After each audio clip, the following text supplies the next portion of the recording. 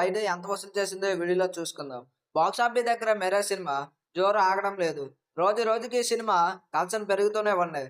మొదటి రోజే ఏకంగా 27 కోట్ల పైగా వసూలు రాబట్టినట్లు, ఈ విషయం కేవలం 5 రోజుల్లోనే 100 కోట్ల గ్రాస్ కలెక్షన్‌ని రాబట్టినట్లు సత్తా చాటింది.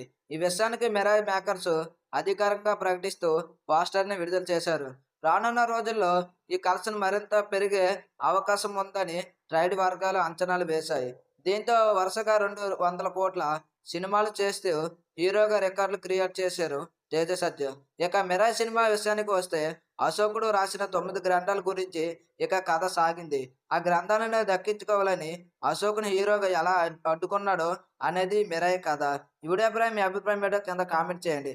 వీడియో నచ్చితే లైక్ చేయండి, షేర్ చేయండి. ఇలాంటి అప్డేట్ కోసం మన కొత్త ఛానల్ని సబ్స్క్రైబ్ చేయండి.